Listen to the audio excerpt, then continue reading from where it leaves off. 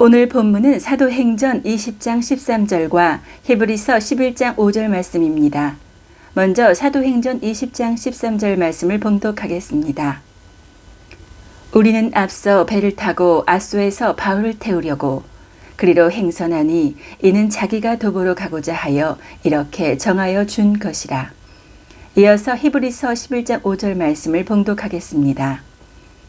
믿음으로 에녹은 죽음을 보지 않고 옮기웠으니 하나님이 저를 옮기심으로 다시 보이지 아니하니라. 저는 옮기우기 전에 하나님을 기쁘시게 하는 자라 하는 증거를 받았느니라. 주님과 동행하면 이런 제목으로 말씀드리겠습니다. 오늘 본문인 사도행전 20장 13절을 보면요, 우리는 앞서 배를 타고 앗소에서 바울을 태우려고 그리로 행선하니 이는 자기가 도보로 가고자 하여 이렇게 정하여 준 것이라 하였습니다. 이게 무슨 얘기냐면은 사도 바울이 3차 전도 여행을 마무리할 시점에 있었던 일입니다. 바울 일행은 드로아에서의 사역을 마치고서 이제 밀레도를 거쳐서 예루살렘으로 가고자 했습니다. 드로아에서 밀레도까지 가기 위해서는 앗소를 지나야 했습니다. 드로아에서 앗소까지는 걸어서 대략 65km 가량이 되었습니다. 당시 바울은 총 8명의 동역자들과 함께하고 있었습니다. 그런데 바울의 일행들은 드로아에서 배를 타고서 앗소까지 갔고 바울 혼자서 드로아에서부터 걸어서 앗소까지 갔던 것입니다. 그리고 바울은 앗소에서 비로소 일행들과 만나서 이제 그 일행에 합류를 해서 이제 함께 배를 타고서 밀레도로 향하였던 것입니다. 당시에 로마 병사들의 하루 행군 거리가 대략 25km 가량이 됐습니다. 이 당시에 바울이 나이가 많았거든요. 그래서 대략 20km 가량을 하루에 걷지 않았겠느냐. 당시 도로 사정이라던가 여러 가지들을 고려를 해봤을 때에 20km 가량 이동했을 것이다 추정할 수가 있습니다. 그래서 65km의 여정을 가기 위해서는 사흘에서 나흘이 걸렸을 것이고, 바울은 그래서 가는 도중에 길가에서 노숙을 하게 됐을 거란 말입니다. 당시에는 여행객들이 그리 하는 게 또 당연한 모습이었어요. 마을이 없으면 어쩔 수 없죠. 노숙을 해야 되는 거죠. 그런데 바울은요, 고린도후서 말씀을 보면 자신의 육체에 가시가 있다 했습니다. 바울에게는 지병이 있었던 거예요. 하나님께서 바울에게 그러한 질병으로 말미암아서 바울이 더 하나님 앞에 겸손해지고 하나님을 절실히 의지하게 하시고 그래서 하나님의 은혜를 더 풍성히 누리게 해주셨지요. 여하간에 바울에게는 육신의 질병이 있었다는 겁니다. 그것이 육체의 가시인 거예요. 이러한 바울의 건강 상태를 알고 있었던 바울의 동역자들은 바울이 당신들은 먼저 배 타고 가시오. 나는 홀로 앗소까지 걸어가겠소 할 때에 이 일행들이 바울 사도님 그리 마십시오. 우리가 사도님과 함께 가겠습니다. 사도님께서 우리와 함께 배를 타고 가면 더 좋겠지만 그러지 아니하신다면 우리끼리만 어떻게 배를 타겠습니까? 사도님과 함께 걸어가겠습니다. 이렇게 요청을 했을 거예요. 그렇지만 바울이 완강하게 거부를 했단 말입니다. 나 혼자서 걸어가겠다 한 거예요. 그러면 일행들은요, 아니 바울 사도님이 건강도 좋지 아니하신데 무슨 일이 생기면 어떡해요? 그래서 일행 중에 가장 어린 디모데만이라도 따르게 해주십시오 요청했을 텐데 바울이 허락을 안 하는 겁니다. 나 혼자 가겠어 이러는 거예요. 그래서 일행들은 드로아에서 배 타고서 앗소에 먼저 도착을 해서 바울을 기다릴 수밖에 없었습니다. 바울 사도님이 무슨 일 없어야 할 텐데 하면서 걱정하면서 또한 기도를 간절히 했겠지요. 그렇게 기도를 하면서 기다린 겁니다. 그러다가 이제 바울이 도착하면은 만나서 이제 같이 이동을 하겠다고 하는 것이죠. 도대체 바울이 왜 이런 결정을 내린 것입니까? 왜 이런 고집을 부린 걸까요? 바울은 드로아에서 아소까지 가는 그 사나흘의 기간 동안에 혼자 있었던 게 아닙니다. 바울의 곁에는 예수님이 와 계셨던 거예요. 바울은 예수님과 동행하기 위해서 반드시 이 시점에 예수님과 동행해야만 했기 때문에 굳이 그 먼 길을 걸어서 갔던 것입니다. 자기 동역자들과 함께하면 그들에게 마음 뺏기게 되잖아요. 그래서 방해받고 싶지 않아서, 예수님과 동행하는 것을 방해받고 싶지 않아서 굳이 혼자서 걸어갔던 거예요. 오늘은 이러한 바울의 이야기를 중심으로 해서 예수님과 동행하는 것에 대하여서 말씀을 드리도록 하겠습니다.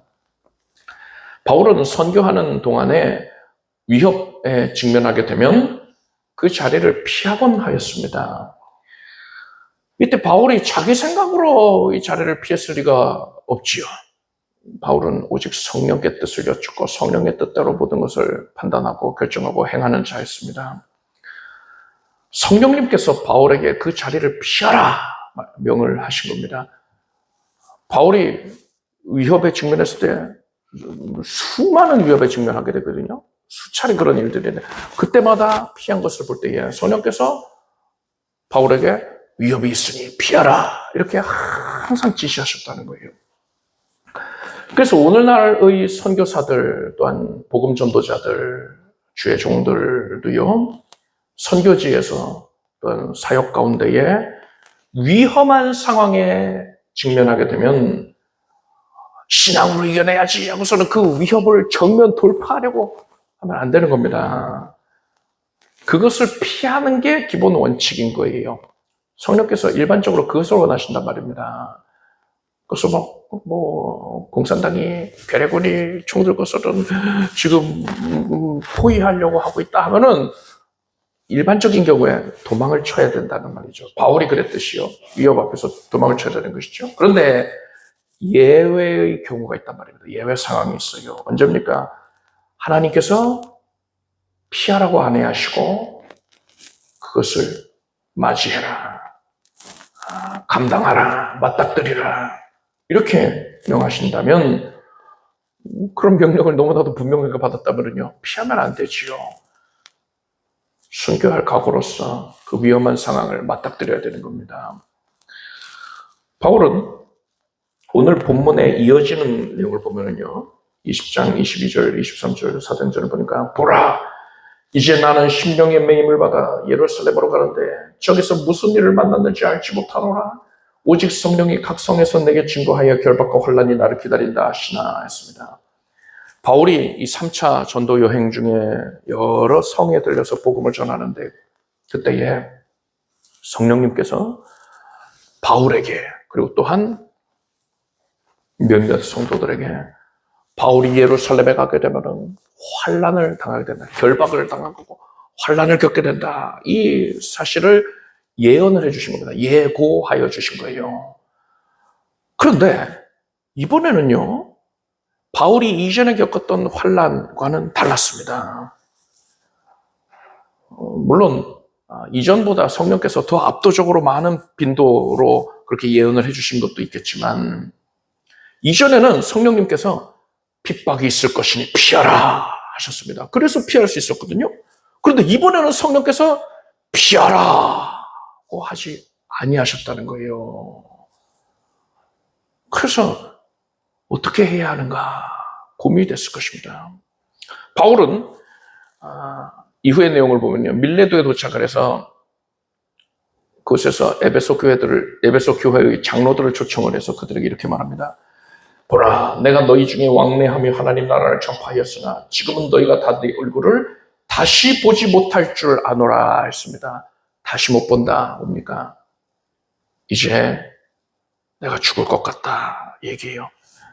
바울은 성령께서 예루살렘에서 핍박과 환란이 있을 것이다 이렇게 말씀하시고 피하라 하지 아니하시는 걸 보니까 이번에 내가 예루살렘을 가서 그것을 맞이해야 될 것인데 그러면 대적들에게 잡혀서 내가 죽임을 당할 수도 있겠구나. 이렇게 생각을 했던 것 같습니다. 그래서 바울은 이 시점에 이 3차 전도여행의 마지막 시점에 이것을 자기 이 일생의 마지막 순간으로 여기고서 자기의 삶을 정리하는 그러한 마음을 가지고 있었던 것으로 보입니다. 시한부 선고를 받은 이가 있다면 그 사람은 그 마지막 순간을 누구와 함께 하고 싶어 하겠습니까? 자신이 끔찍이도 싫어하는 사람, 그 사람과 함께 하려고 하겠습니까? 아니면은 자신이 가장 사랑하는 사람, 그를 만나고 싶어 하겠습니까? 당연하게도 일생의 마지막 순간에는요, 내가 가장 사랑하는 사람과 함께 하고 싶어 할 것입니다. 바울은 예수 그리스도를 가장 사랑하였습니다. 그래서 바울은 자신의 일생의 마지막이라고 여겨지는 이 시점에 예수님과 교제하는 시간을 갖고자 했던 거예요. 그래서 바울은 드로아에서 아소까지 이 사나흘의 길을 걸어가는 동안에 오직 예수님께만 주목하였던 것입니다. 예수님과 교제하는 데에 전심을 다했던 거예요. 그리고 예수께서는 그런 바울을 기뻐하셔서 바울과 동행을 하여 주셨던 것입니다. 이때에 바울이 그 사나흘의 기간 동안 걸어가면서 예수님께 어떤 기도를 드렸겠습니까? 그 내용을 추측하는 게 그리 어렵지가 않아요. 바울은 예수님을 닮기를 원했습니다. 예수님이 하신 그런 사역을 따라서 하기로 원했단 말입니다. 그런데 예수께서 죽임당하시기 전에, 구체적으로는 체포당하기 전에 그때에 어떤 기도를 하셨습니까?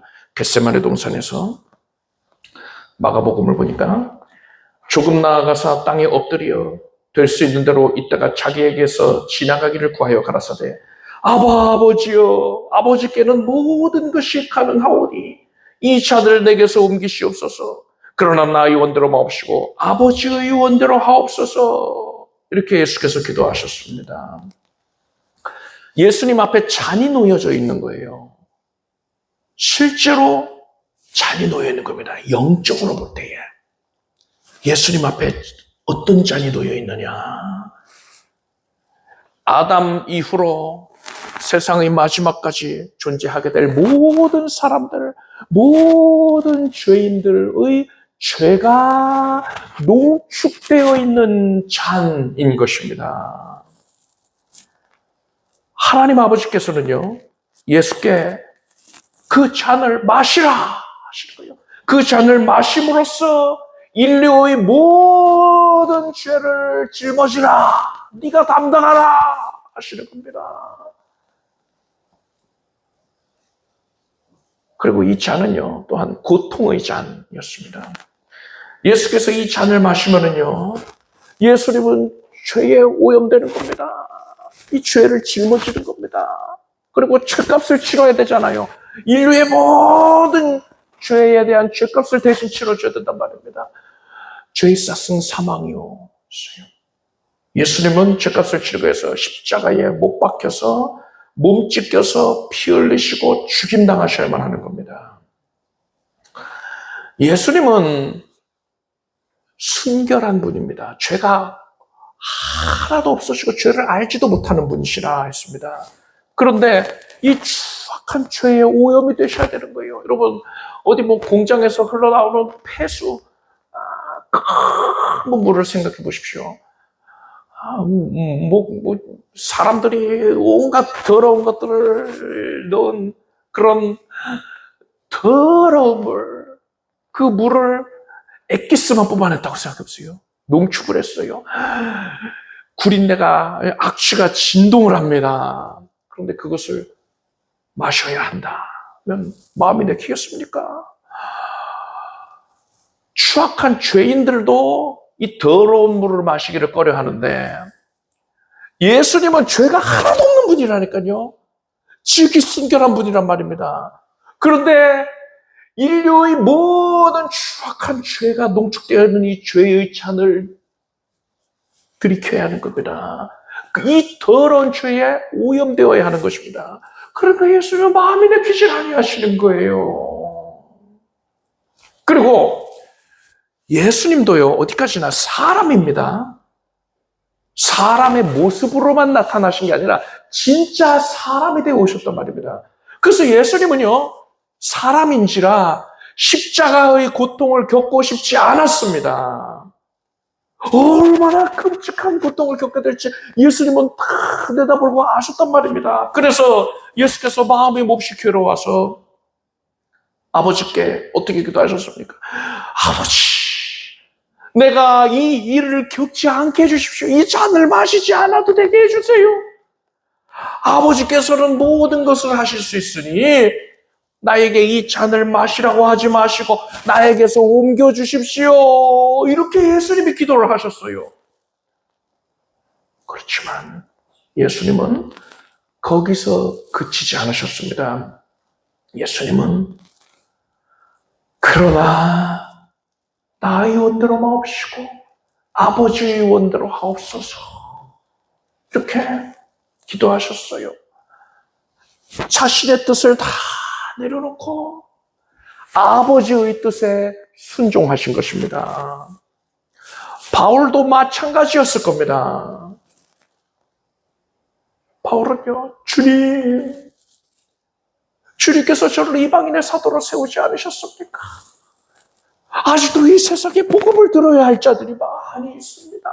복음을 전하지 못한 곳이 많습니다.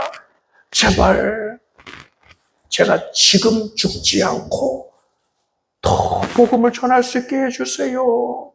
주님께서는 모든 것이 가능하시니 다가오는 환난, 예루살렘에서 제가 결박당하고 환난당한다고 하지 않으셨습니까? 그 다가오는 환난을 저에게서 지나가게 해주십시오. 이렇게 기도했을 거예요. 그렇지만 바울은 거기서 그치지 아니하고 그러나 나의 원대로 마옵시고 주의 원대로 하옵소서, 이렇게 주님의 뜻에 순종하고 따르겠다는 결단의 기도를 하였던 것입니다.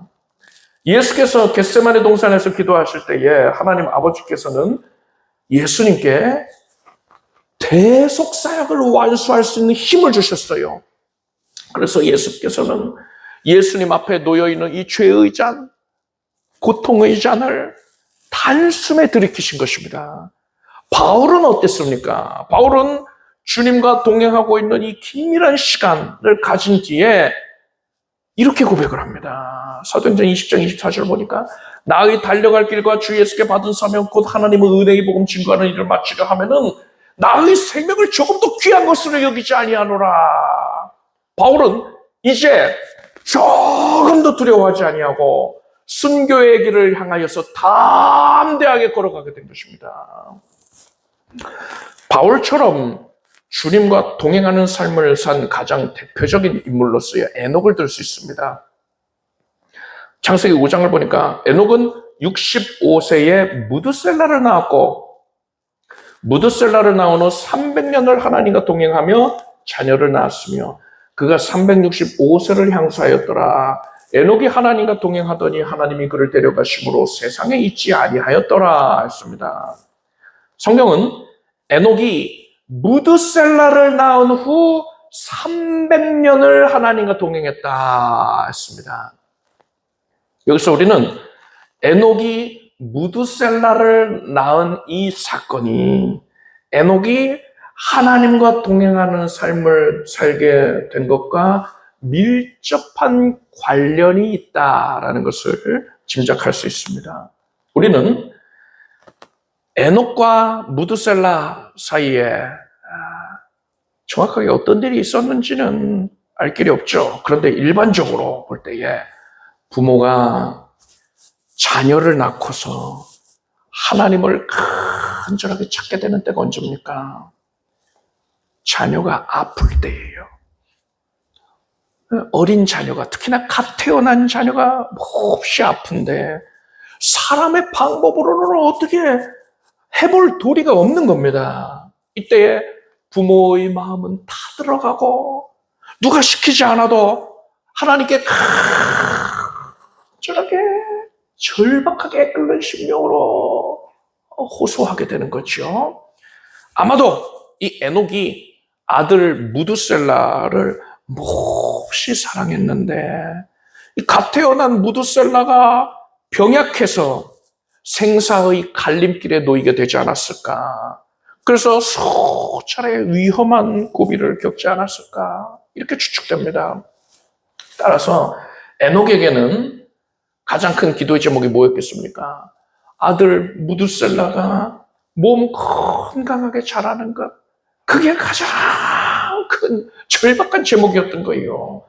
그리고 에녹은 이 제목을 놓고서 하나님께 절박하게 호소함으로써 하나님께 더 가까이 나아갈 수가 있었고요. 그래서 결국 하나님과 동행하는 자가 되었단 말입니다. 만약에 에녹에게 이 무드셀라라는 기도 제목이 없었다면 에녹이 하나님과 동행하는 자가 될 수 있었겠습니까?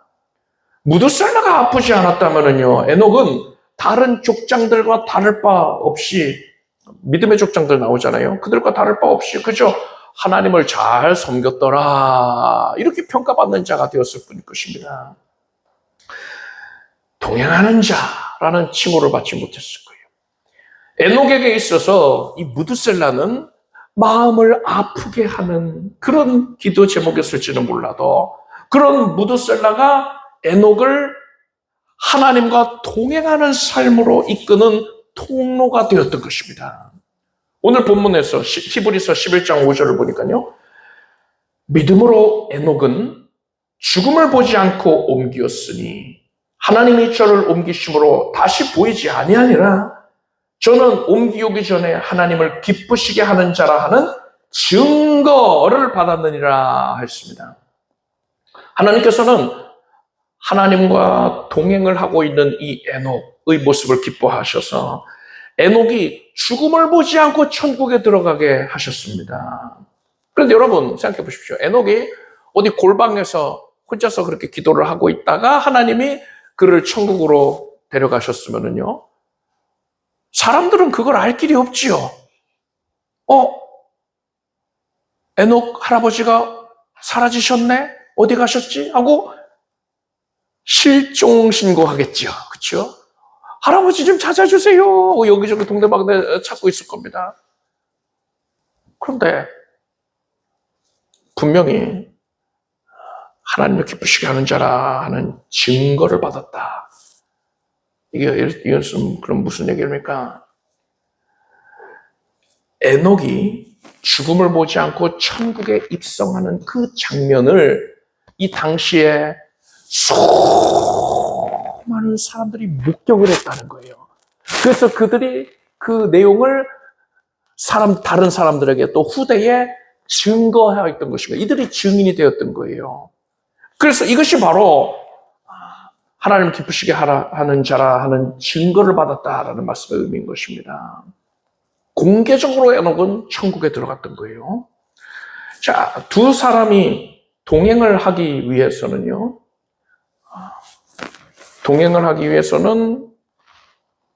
두 가지 조건을 만족을 해야 됩니다. 우선 이 두 사람이요, 첫 번째로는 목적지가 동일해야 됩니다. 서로 반대 방향으로 나아가고 있는데 그것을 보고 동행한다고는 하지 않습니다. 그래서 동행을 하기 위해서는요, 서로 뜻을 일치시켜야 돼요. 뜻을 맞추어야 되는 겁니다.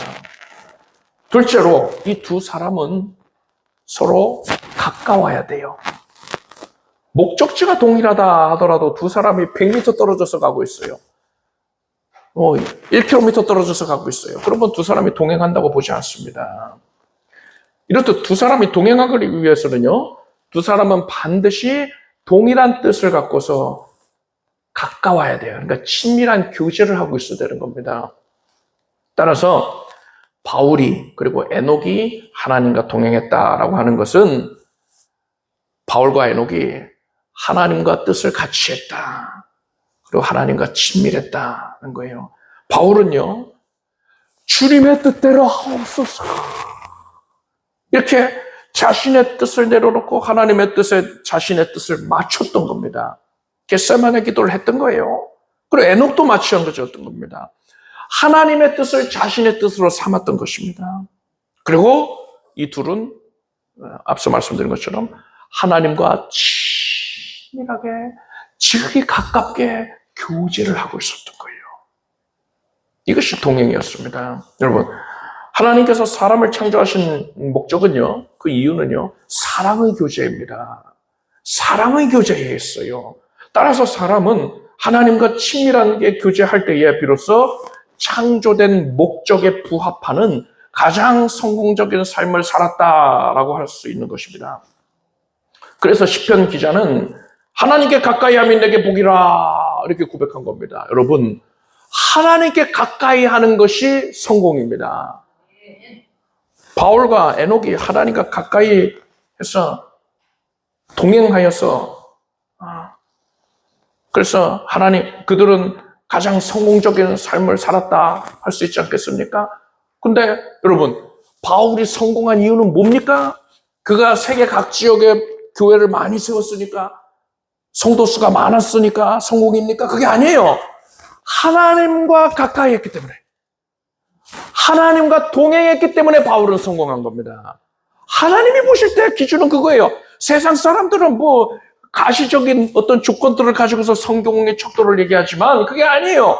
하나님은요, 그가 나와 동행하였는가, 이걸 보시고 성공, 실패를 판단하시는 것입니다.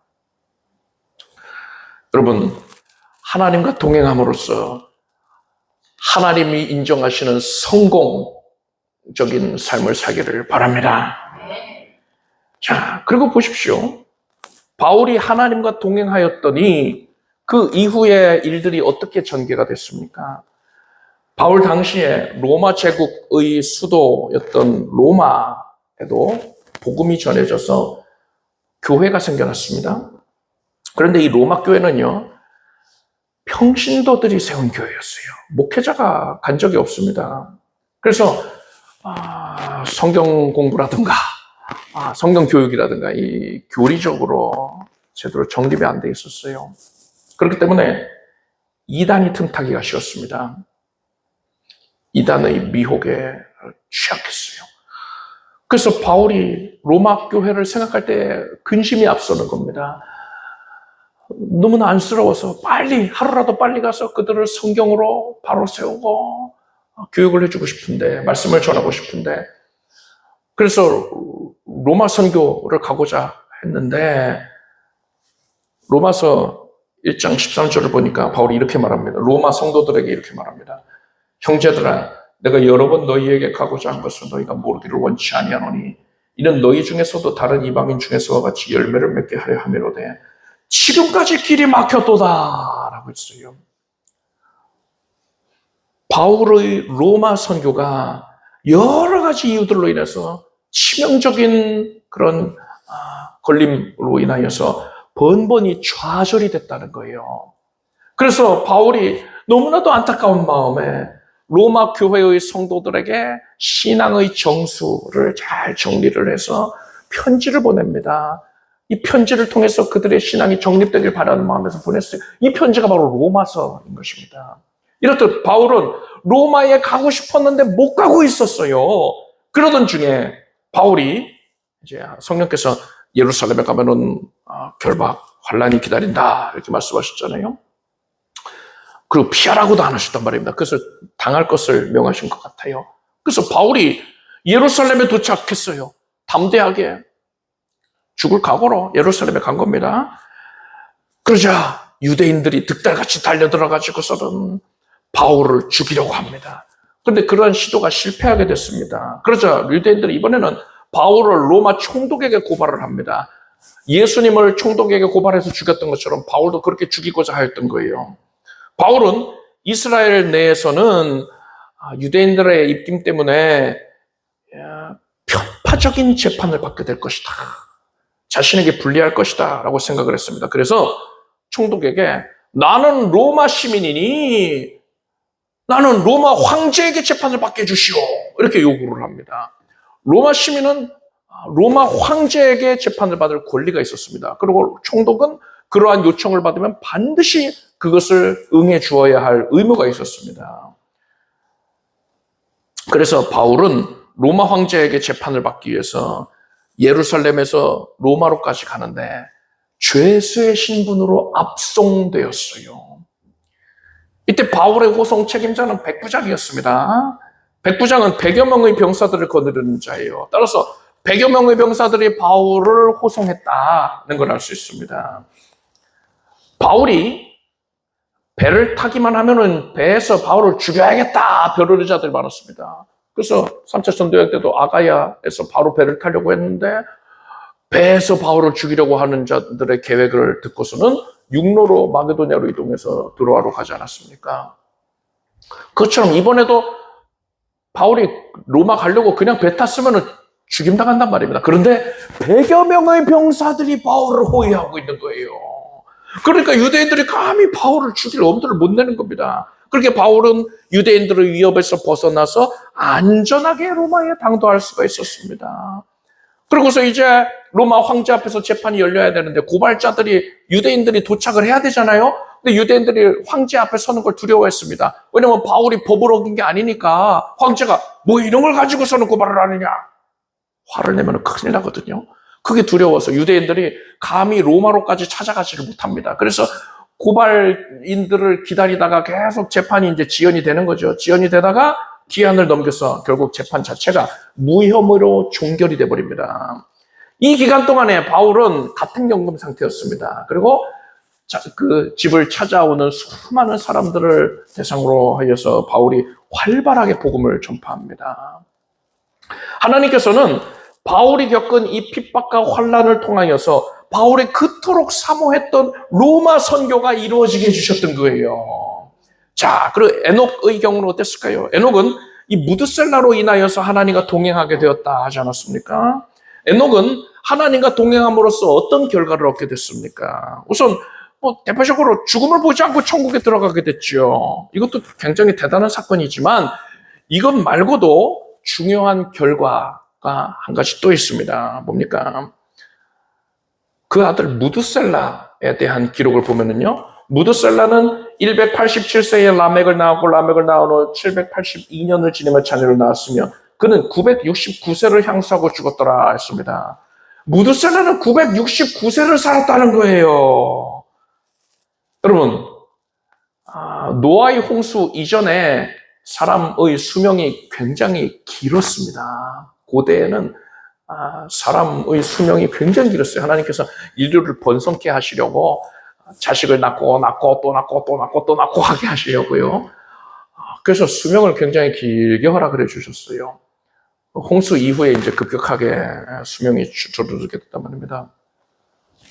그런데 아무리 수명이 길었어도요, 무드셀라가 1등이에요. 969세는 아주 독보적인 나이란 말입니다. 하나님께서 이 에녹이 하나님과 동행하는 삶을 살게 되니까 에녹이 하나님께 기도했던 대로 뭐 기도했습니까? 하나님 제발 무드셀라를 살려주세요. 무드셀라를 강건하게 해주세요. 그렇게 기도했더니 무드셀라를 강건하게 해주시되 아주 강건하게 해주신 거예요. 넘치도록 강건하게 해주신 겁니다. 그래서 무드셀라가 인류 역사상 가장 장수한 자가 되게 해주셨단 말입니다. 바울은요, 곧 닥칠 핍박과 환난으로 인해서 하나님과 동행해야만 했잖아요. 그래서 하나님과 동행하지 않았습니까? 그 드로아에서 아소까지 하나님과 동행하는 시간을 가졌습니다. 그리고 어떻게 됐습니까?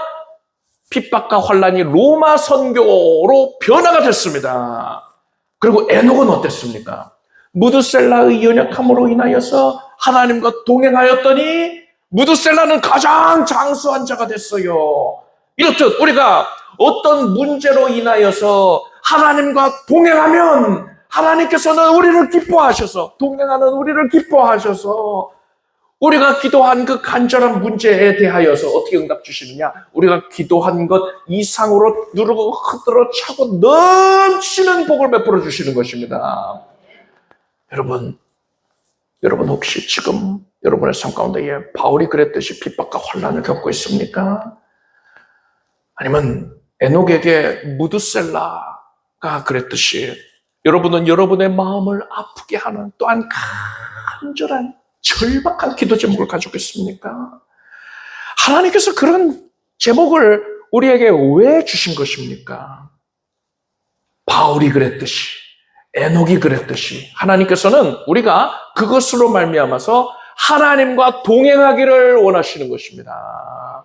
따라서 우리는 어떻게 해야 돼요? 하나님과 동행하기 위해서 어떻게 됩니까? 뜻을 일치시켜야 되잖아요. 나의 뜻을 모두 내려놓고서 오직 하나님의 뜻에 순종해야 됩니다. 나의 원대로 마옵시고 주의 원대로 하옵소서. 이렇게 결단하고 기도해야 되는, 고백해야 되는 거예요. 그리고 우리는 하나님과 친밀하게 교제를 하기를 힘써야 됩니다. 하나님을 사랑하고 그 사랑을 더 적극적으로 표현하십시오. 하나님의 말씀을 묵상하십시오. 기도에 전념하십시오. 그렇게 사랑을 표현해야 되는 거예요. 그럴 때에 여러분이 겪고 있었던 그 문제들, 그 간절한 제목, 그것이 어떻게 되느냐? 하나님이 하나님과 동행하는 나를 기뻐하셔서 이 문제가 변하여서 오히려 큰 축복의 제목이 되게 해주실 것입니다.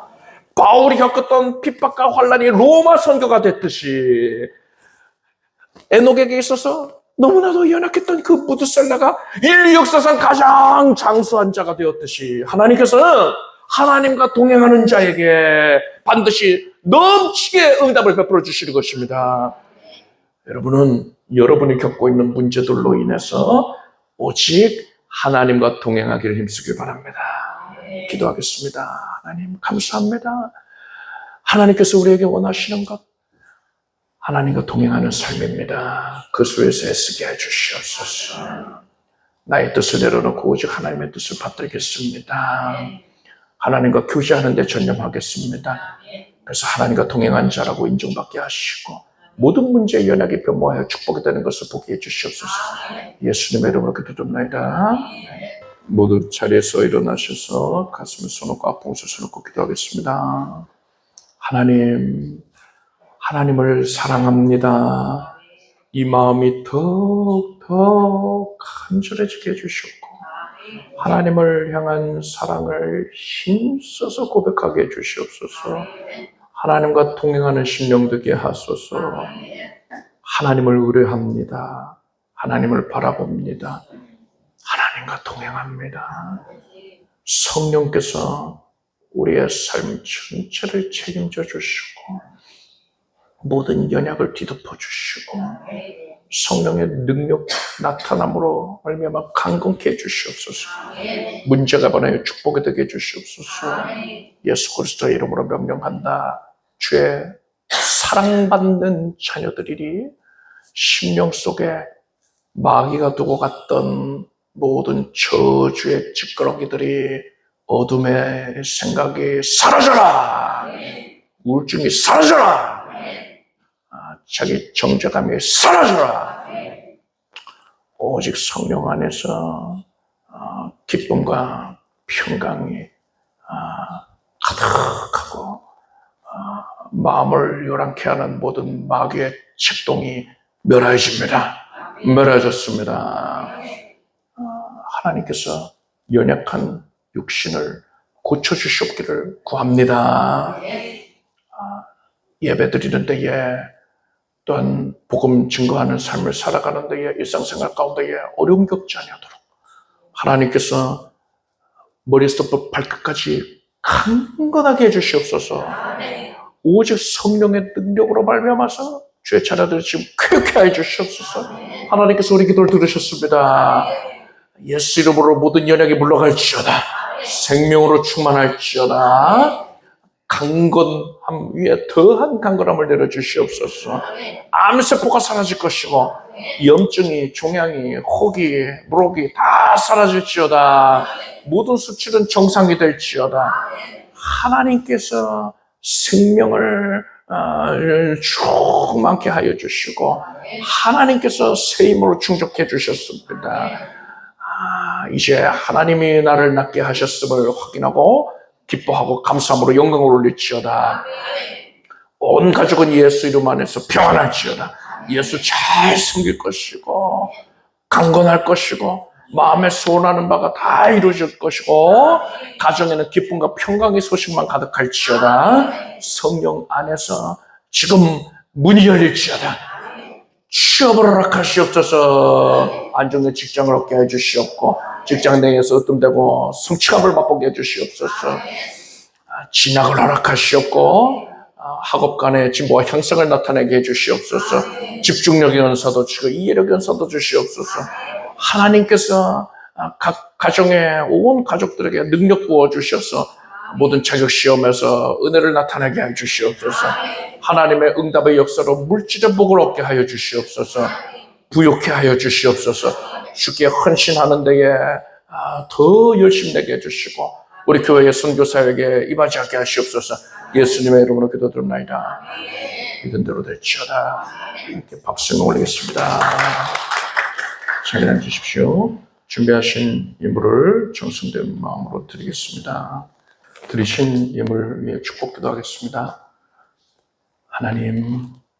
하나님께서 우리의 심령을 헤아리시고 오늘날 주께 헌신한 이 마음을 아름답게 여겨주시니 감사드립니다.